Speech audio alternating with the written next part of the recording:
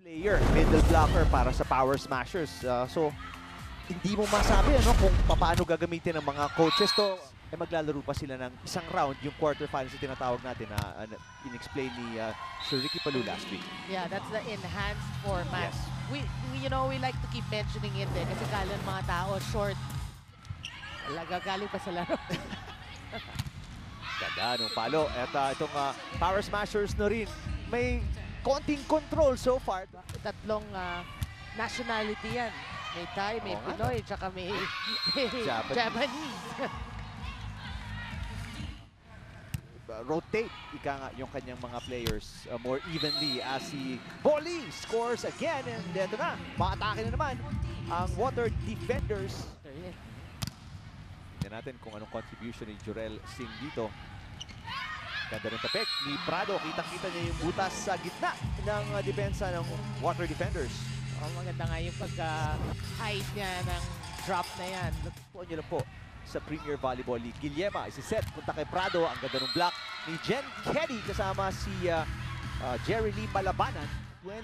Keddy, mistimed it. Pababa na siya nung tinapik niya yung bola. Lek, tipat shot. Na-block. Tipat shot, susubok ulit. Yes! Yeah, overpowers the blockers there. Working hard for the Power Smashers. Pero ngayon medyo tahimik siya ngayong first set. Yeah, pero we gotta mention that was a great set. And a great serve. Also, an ace. Played as a team who really wants to win, and they have to win in 3 sets. And sabi mo nga earlier, 1 down, 2 to go. What happened there was they lacked defense, so they couldn't, diba? We talked about Risha Sato. We didn't see her do her normal quick, diba? So it's really open. Lekti Pachot with a better reception. Prado tapik. Oh, kanina pa to si Prado na talagang kabisado niya yung butas na yan dyan eh. Yeah, alam niya. You know, that's what's nice about Prado. Free ball to para sa Power Smashers. Guillema, lumingon muna. Nahanap si Lekti Pachot para makapuntos at pagkatapos silang lamangan ng dalawa, 2 straight points din naman rin ang sagot ng Power Smashers. Yeah, just overpowering the blockers. Jarel Singh. Natawa ko sa reaction niya kasi after the block, parang she signaled, she shook her hand. Parang ang lakas, ang sakit. Malakas talaga pumalo si Jurel Singh. And kahit serve nga, di ba? Nakabawas, nakatapyas ng isang puntos ang Water Defenders. Pero babawi si Lek. Tipat shot, balik sa 5 ang kalamangan ng Power Smashers. Motion sa mukha niya, hindi tulad sa ibang players. Parang ang bored eh. Keddy! Hindi masyado nagparamdam dito sa set number 2 pagkatapos maging aktibo ng set number 1. Joust, nanalo si Hiafa. Guillema, balik kay Hiafa. Over Keddy. Yes! Again, that's that Achilles heel of the Water Defenders. Really. Good serve from Arocha. Pero better reception there. Keddy, babawi. Yes! Oh, si Arocha just found herself in no man's land. Medyo, tingnan mo. Look at the slow-mo here. Right after the timeout. Ganda ng palo. Pasok at may net violation pa kontra sa Power Smashers. Marzan magsiset. Parang mainit na. Mapaso-paso si Marzan ang inangat niya yung bola. Palo na naman.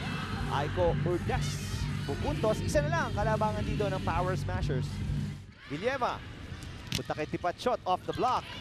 Mendiola. Aangat. Soltones. Keddy, tinapik. Guillema, balik kay tipat shot. Wow! What an angle against the 6'4 Keddy. And Lek, tipat shot. Parang as planned. Tignan natin kung set na to makakabawi ang Water Defenders na kung kabubukas na po ng TV shots nyo, ulitin namin. Ang Water Defenders pasok na to sa semifinals. Pero maganda yung simula dito ng Power Smashers. Oh! May ace pa mula kay Guillema. Ito rin, 4-0 start for the Power Smashers. 3. Another good serve. Soltones. Underhand set tuloy para kay Nabor. Guillema. Hanapin si Prado. Prado off speed. Nabor. Sato sa gitna. Guillema. 1-2 play. Nakuha ni Eroa. Ito si Bolly. Oh, good defense. Ganda rally. Good rally.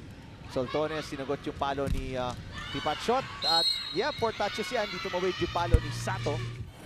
na pinipili talaga ng Water Defenders na ilayo kasi magandang depensa ng Power Smashers. Marzan contributing sa opensa ng Power Smashers. Mindless girls, your number 1 team, you're gonna play a game that you're 5 and your opponent 17.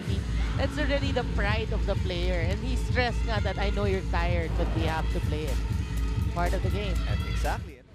Balik ang kalamangan sa 12. Pero sasagot si Jen Kenny. Yan, preview pa lang yan of what she can do. Only one-handed block yun, ah. Oh, good play. And lefty pat shot with a point. Relentless. May magic pa. Good serve from lefty pat shot. Ito si Boli. Hawakan ni Tipat shot. I can't tell kung palabas na talaga yung bola o lumabas na lang dahil nga tumalbog sa mga daliri ni Tipat shot. Prado. Yes! Stop the bleeding there. Wow, nangamba silang bahagya doon na mahaba-haba yung tinakbo talaga ng Water Defenders. Yema, parang si Prado ang gusto nila patapusin. Sultones nandun nag-aabang. Nabor. Sato and sa error. Magtatapos ang laban kung ano yung nakakasakit sa Water Defenders in set number 1. Yun din ang nagpatapos ng laban kontra sa kanila.